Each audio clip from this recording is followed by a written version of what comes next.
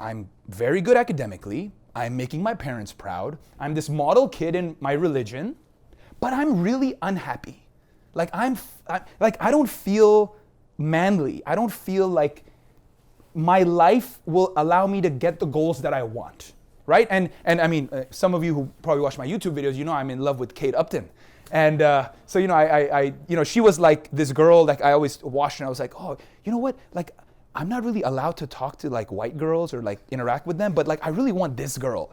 You know what I mean? It was always like that. So that was sort of like, so then I thought, look, let me look at scientists today. Like, let me look at my boss, and let me look at all these famous scientists, right?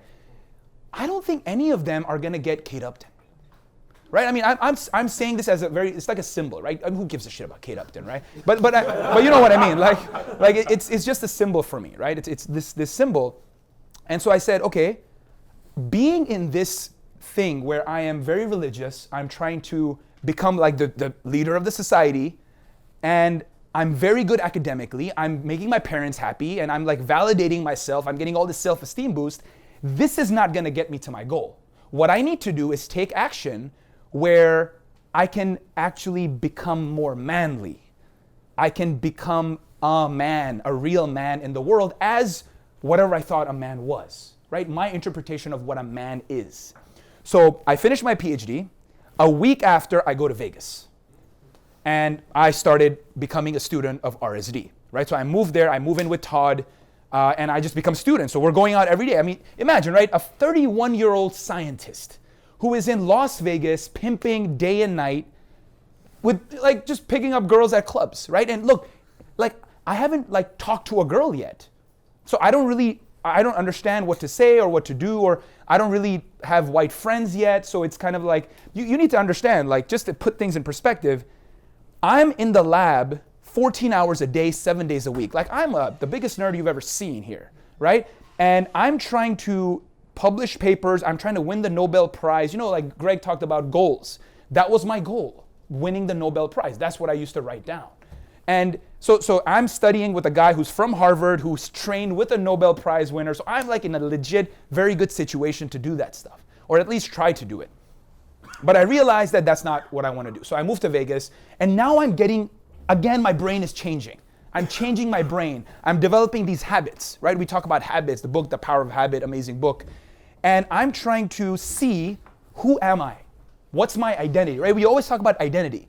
When I was religious, that was my identity. I was trying to like be, okay, if something really bad happens to me, like let's say like somebody dies or something really bad happens to me, I can always be like, no, Farhan. You're good, man. You go to the mosque every day. You pray every day, right? So we always have these security blankets in life where we can always look back to. So I had that. But then when I started going out, talking to girls, you know, being with Todd and Tyler, all the RSD guys, going to boot camps, my brain starts changing. And I'm like, when I'm talking to this chick, that makes me more happy than when I did my experiments or when I was publishing my papers in front of thousands of people when I was doing these conferences. That makes me happy, like way more happy. And it's changing my body, my spirituality way more. I'm understanding who I am way more. I'm understanding who I am not way more, right? And then I started realizing that the reality of the world, for me specifically, is try to do stuff, like Greg touched on this a lot, do stuff. Don't read stuff all the time or don't be theoretical all the time. Because dude, I spent my entire life being theoretical. So I was like, fuck all that, man. I need to take action. So that's what I started doing in Vegas. So now you can imagine a guy who's very sexually shamed, right? Like I have been, I don't know, I'm not saying that it's just an Indian Pakistani thing. It happens with every culture. That's another thing I realized, huh? Never try to think you're a unique guy. No one's unique. We're all human. We all have the same problems. You know, I used to have this victim mentality, like, yeah, man, my fucking parents, they did. No, my parents didn't do shit. It was me. It was my fault. The way I interpreted my religion or the way I interpreted my parents, it's my fault. Don't blame anyone ever. No victim mentality ever. Everything is in your fucking hands. Okay? So now I'm pimping girls and I'm like, okay, now I need to have sex with girls, right? So I can get a number, I can talk to a girl. Dude, like when I would go to Starbucks or like dude, we pimped everywhere. By the way, if you guys know what RSD is, like go look it up. Okay? So we would pimp everywhere. We'd go to pharmacies and like fucking fucking funerals and shit. Like no, I'm telling you, right? Like you can just imagine, we would get put in any and every situation possible to understand who we are. Because like Vadim was saying, a very nice like gateway drug to understanding yourself is talking to girls and like putting yourself out of your comfort zone.